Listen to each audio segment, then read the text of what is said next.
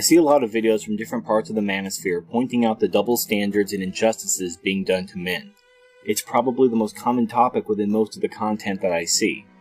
There's nothing wrong with pointing out the double standards and injustices, but I believe that behind these videos is a sincere but misguided belief that awareness will somehow bring about some social change. That even if women won't hear reason, perhaps if enough men are aware of the truth, something will happen. It won't, and I'll explain why. But first, I'll need to lay some groundwork. MGTOW isn't really about fixing a broken system, it's about not participating in the system. It's like a carnival game that you can't win. The phrase, the only way to win is not to play, sounds accurate at first, but in reality you never really win either way. By not playing, you are made no better off than when you started, so you didn't win anything. Not playing the game merely prevents you from losing, creating a sort of stalemate between you and the carnival game operator. They lose nothing by you not playing, and you gain nothing by not playing. Nobody wins and nobody loses. Victory is not the goal, not because victory is undesirable, but because it is unachievable. Remember that the game cannot be won, it is rigged, and the best you can do is walk away and break even. I was talking to I Am Serious the other night, and he said that he wanted to talk to me about my transition from the MRA community to the MGTOW community during an upcoming interview. But this is a complicated topic that I didn't think lended itself well to an unscripted free-form conversation. Thus, allow me to explain the essence, or as Marcus might say, the platonic form, that drives the exploitation of men. Before we examine society, we need to talk about reproduction and sexual dimorphism. This is a very complex topic that deserves its own video, but such a video already exists. I'm linking to a Bane 666 video called The Gender Dilemma Episode 2 Dismantling Patriarchy Theory Part 1 Introduction/Sexual Dimorphism. It's over 40 minutes long and it's a dry watch, but it's extremely informative, and this information is vital in order to understand how sexual dimorphism influences reproduction and thus influences society. I'm going to move forward based on the assumption that you're already familiar with these concepts. If I lose you or you become confused, please watch the Bane 666 video. There are two reproductive strategies in nature, tournament and pair bonding. Species with a tournament strategy have high levels of sexual dimorphism, wherein males compete for exclusive sexual access with a large amount of females. Species with a pair bonding strategy have low levels of sexual dimorphism, wherein women select their own mates, and men compete for the affection of women using gifts such as food, and they also assist in the rearing of children.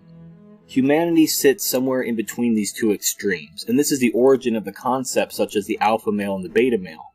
Alpha males often have high sexual dimorphism, wherein beta males often have low sexual dimorphism. To demonstrate what I mean by this concept of individual sexual dimorphism, let's use something I'll call the drag queen silhouette test.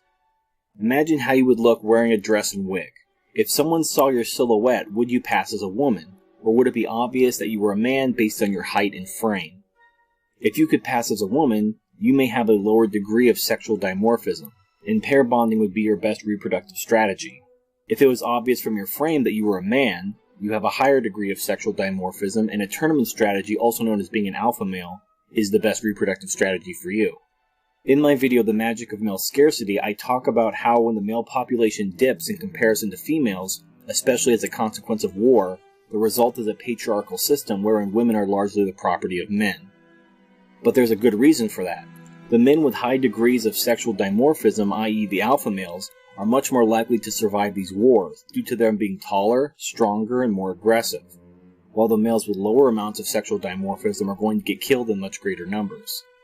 In short, a society built on warfare, where the male population is unstable, actually favors men with a high degree of sexual dimorphism, and thus favors a tournament-style reproductive strategy, which I describe as a patriarchy because the men own the women.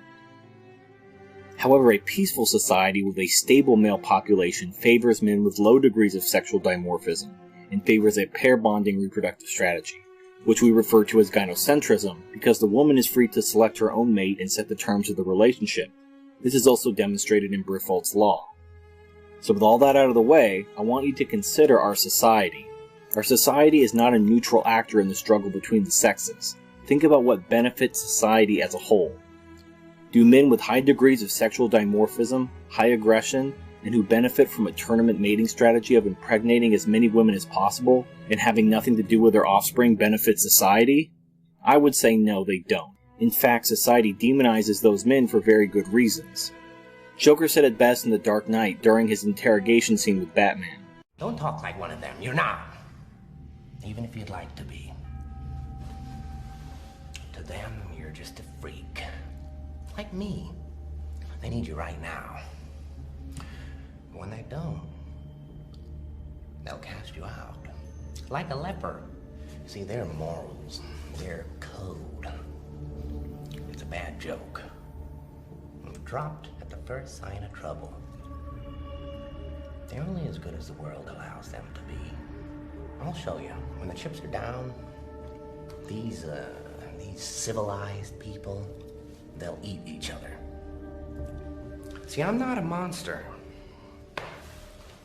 I'm just ahead of the curve.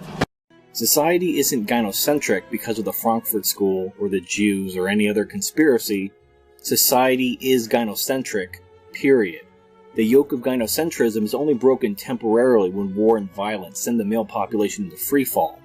But as soon as the population stabilizes, the wars end, and their strength and aggression is no longer beneficial, they are cast out like a leper, as Joker said. As an alternative to exile, masculinity is demonized, and laws are passed to punish men using force and shame in order to incentivize them into assuming the roles and strategies of a low sexually dimorphic man. This is why marriage laws punish men but don't punish women. They are designed to prevent men who naturally benefit from a tournament-style reproductive strategy from seeking that path.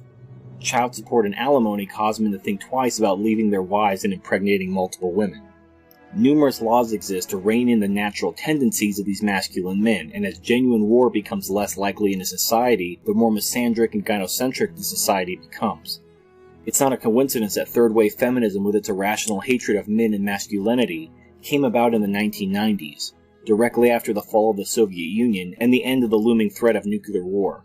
As soon as the Iron Curtain fell, as soon as the threat was over, as soon as the warrior was no longer needed, he was cast out like a leper.